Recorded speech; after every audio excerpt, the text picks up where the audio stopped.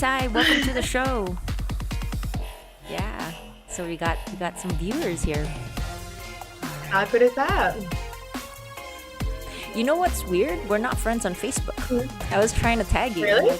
Yeah, I'm I, like, I don't use Facebook. That's probably why. We should definitely be friends on Facebook. I just don't use it anymore. I'm all over Instagram now. Use Clubhouse a lot. Have you been using Clubhouse? I just got invited. I haven't tuned in yet. I heard really great things about it, and so I definitely. You You'd have a be channel? amazing at Clubhouse. I'm on it, but I don't have. I haven't got a Clubhouse room yet. But you would be such a good speaker on Clubhouse.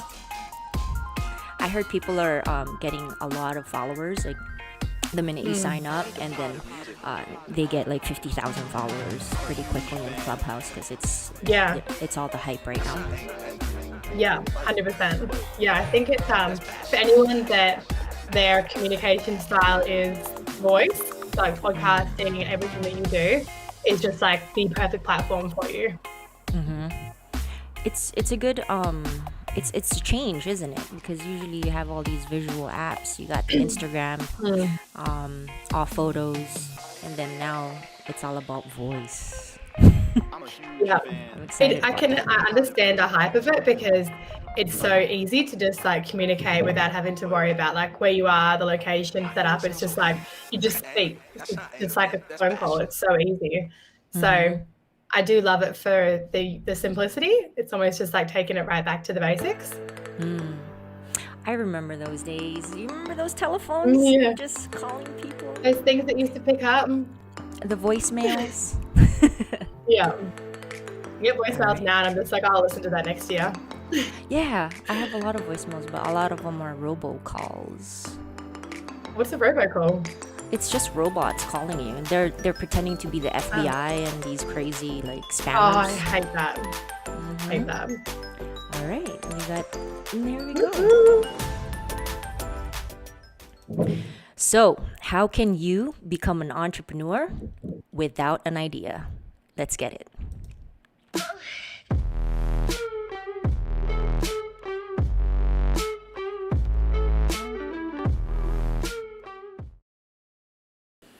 Hey, what's up, everybody? Zen here with Close One. Welcome to our happy hour edition. This is a channel where we enjoy a nice cup of joe while covering basic sales tips for first time founders. Every week, we reshare motivational videos and talk to high impact entrepreneurs who are putting into work the tips that we learn weekly. Our goal is to introduce you to people and ideas that will help you execute on your dreams. So, very quickly, let's say hi to our audience. So we got Raina in the Man. house. We got Chase, hi. Katrina, Shar, Shane, welcome, welcome. If you haven't done so, make sure to smash subscribe. So, how do you become an entrepreneur without an idea? There's a common misconception that your idea has to be great in order to start a company. And the first thing I want to do is destroy that misconception. Personally, I was one of the co-founders of a company called Justin TV. It later became a company called Twitch and sold to Amazon for almost $1 billion. Our original idea was to create an online reality TV show. Clearly, it's hard to draw a line between that and creating a live video site where people watch video gamers and chat with their friends. But that's exactly what it became. And so don't fall into the trap of thinking that your initial idea has to be great by any definition. This is what you should think about instead. My first advice is to start with a problem. I think that starting with ideas is tricky because immediately people want to grade your idea. It's a lot easier to start with a problem and to think about how do you grade a problem.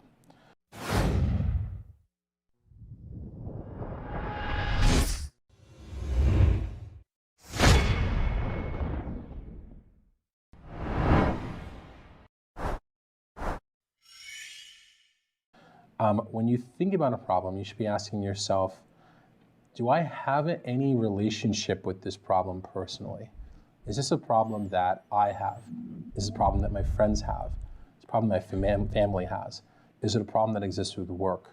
Is it a problem that's in my community? All right. So tip number 1, don't focus on ideas, focus on the problem. Now that you have a problem, why is having a personal connection to the problem helpful? Oftentimes, having a personal connection to the problem is really helpful for 2 reasons.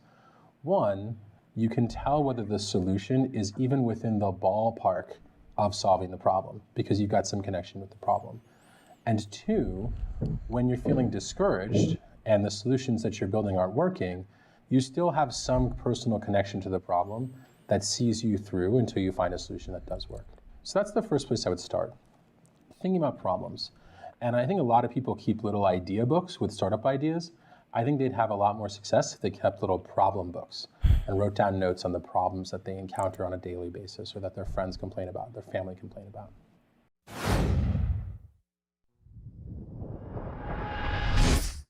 Okay, that's such a good tip. Don't carry around an idea book, have a problem book.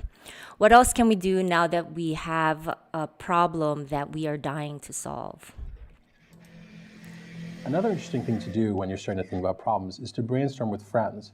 This is the perfect time to start thinking about how do you recruit co-founders. And a lot of recruiting co-founders is about having really good brainstorming sessions. Sessions where like you talk about a problem, they elaborate on it, and you kind of realize that you trade ideas well and that you can talk to each other well and you can build ideas together.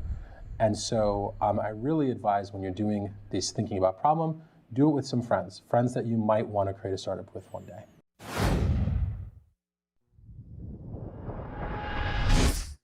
Once you find a problem that's interesting enough to start pursuing further, the next question I would ask myself is, why are you uniquely qualified to work on this problem?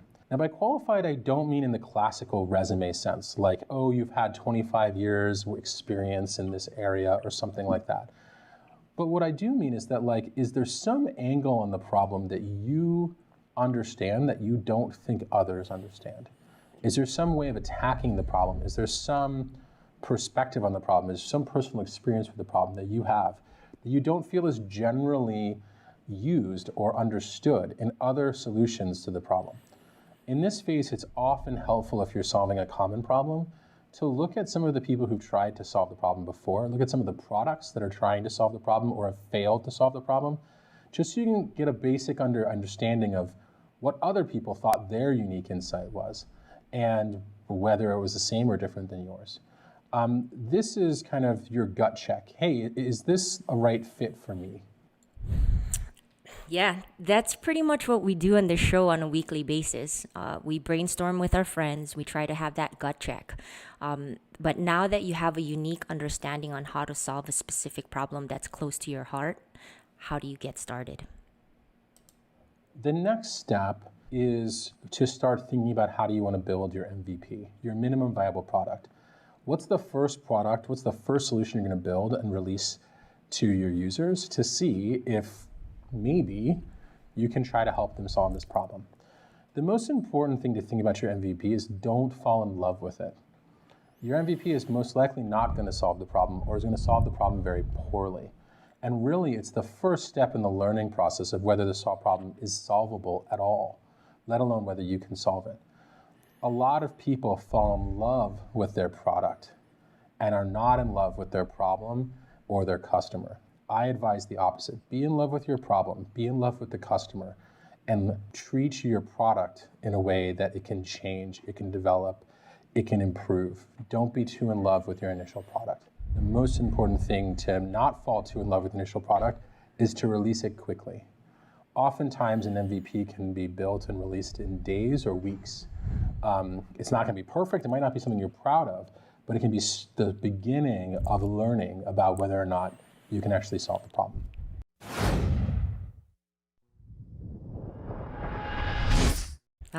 That one hit my heart. I have to admit, so the one mistake that we did for Close One is that we didn't release in days or in weeks. It actually took us years to release Close One.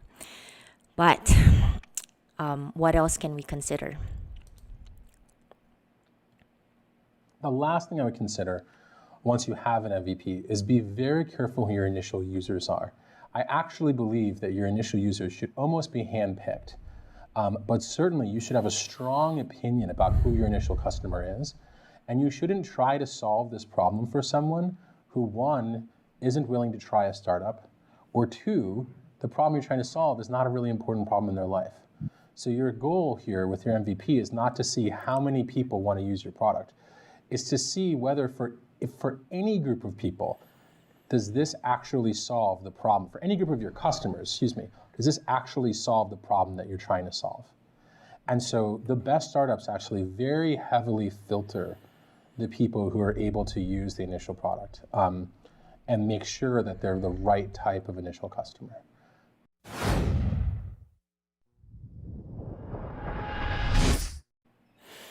So, in conclusion, today I am so excited to bring in a founder who has practiced all these things. She will share how she became an entrepreneur without an idea. Let's play the reel.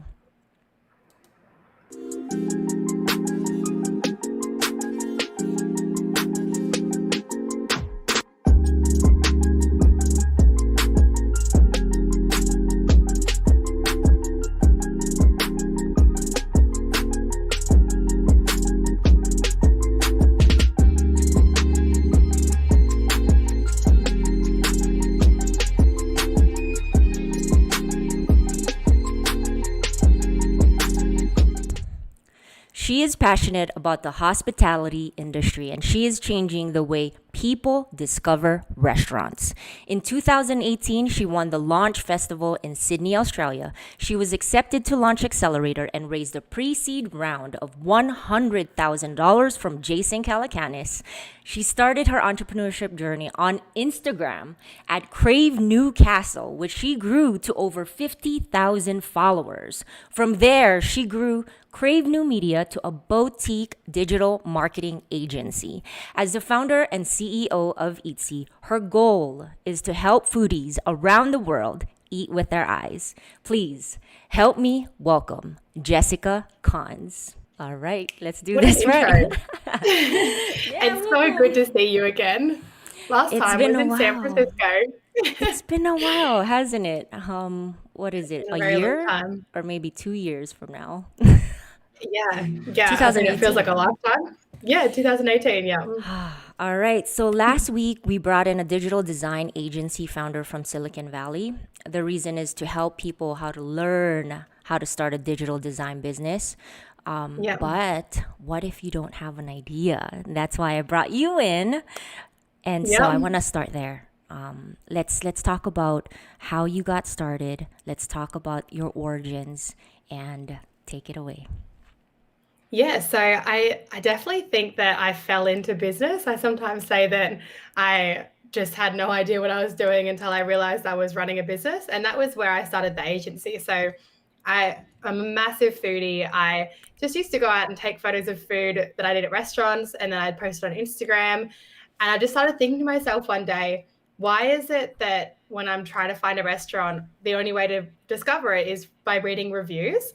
And I'm such a visual person. We all are when it comes to trying to find restaurants. I was always going to Instagram first, and I just thought it was so backwards. So I thought to myself one day, what if there was this app that was like Tinder for food, and you could put in your discovery settings, where you were, what you felt like, and instead of reading reviews, you could just swipe through pictures. So I remember like frantically Googling whether or not this existed. And at the time, no one had done anything like it. So I thought to myself, why does this not exist? It doesn't. I'm going to make it exist. So that was literally like just this inspiration of, I want this product to exist in the world. So if I'm the only person that's building it, if I could build it even for myself, then I'd be proud that it existed. And I'm sure other people would use it as well. So this was an idea that just kind of came to be because of how I was personally trying to discover restaurants and realizing that it was, for me, pretty backwards.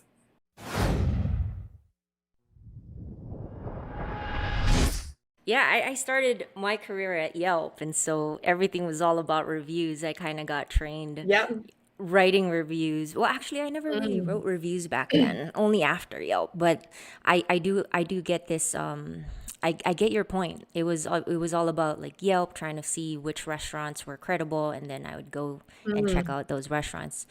I do eat with my eyes. Like whenever I see a menu with great pictures, Yeah. I want to try it. I don't care about the reviews. Like I want to form my own opinions. Yes. But take me back before before Eatsee. Even before then. Yeah, even before the IG. Who is Jess? Where is she born? How did she become an entrepreneur? Like I just want to Right, know, like, way back, where's way this back. hustle Okay. from? Yeah. So I'm from Newcastle, Australia. So you could probably hear from the accent. And I just have a very entrepreneurial family. I've always had this like entrepreneur spirit in my family. My mum has worked for herself as a counselor for 20 years. And then my eldest brother, he was the BD of a startup accelerator program. So he was like, saw hundreds of startups succeed, fail, succeed, fail. And then my other brother is a software engineer. So I think that this whole like working for yourself mindset, and if you have an idea, do something about it, has just been like how I've always known my career to like end up forming into this. I just knew that that was kind of like where I would end up going.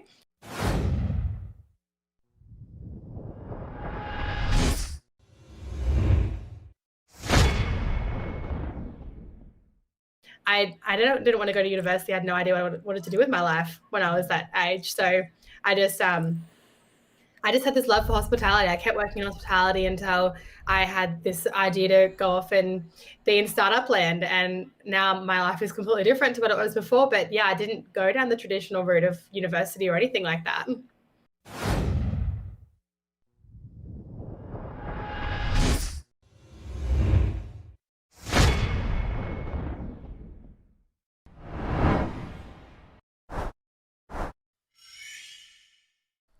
Hey everyone, Zen here with the Close One Sales Show. I hope you enjoyed Jessica's story on how she did not go to a university and how she turned her Instagram profile into a $2 million valuation startup, and how she raised $100,000 from Jason Calacanis.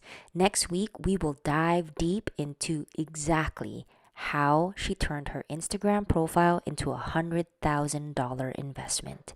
So make sure you subscribe, tune in, and turn on that notification bell. See you soon.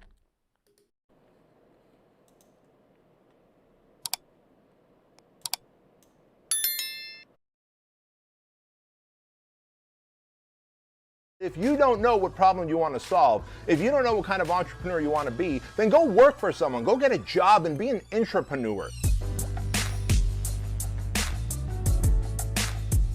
How do you know where to start about being an entrepreneur if you don't know where to start? It's simple. If you don't know where to start, go get a job, because you don't have to be an entrepreneur right off the bat just because Gary Vee and Ed Milet and Andy Frisella and Randall Pitch and all these guys are entrepreneurs and they make being an entrepreneur cool. You know what? Being an entrepreneur is cool. I love it.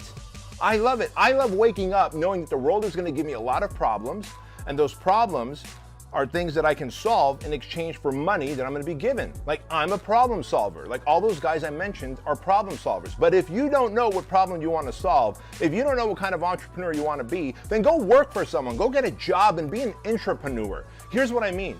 Maybe right now, the best thing you can do is go find an entrepreneur that you look up to and that you respect, and go get a job and work for him or her. And when you have a job, whatever department you're working in, if you're in customer service or sales or marketing or visual media or whatever it is, look at yourself as an intrapreneur. In other words, the entrepreneur is going to put their neck on the line. The entrepreneur is going to spend the big money. They're going to sign the big contracts. They're going to take on the big competitors. They're going to make the big painful decisions that you're afraid to make right now. What you're going to see, you're going to get paid to be mentored. What you're going to see is how a real entrepreneur operates, number one.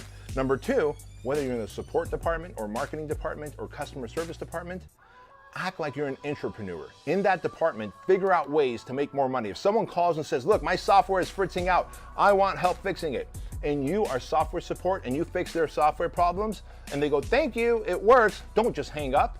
The intrapreneur goes, hey, by the way, have you thought about upgrading your subscription to our platinum program, right? The intrapreneur finds ways to bring money into the entrepreneur's business.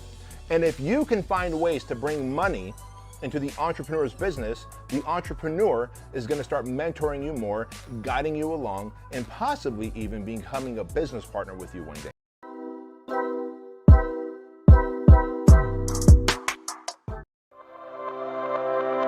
Becoming a successful entrepreneur isn't easy, but it's not impossible.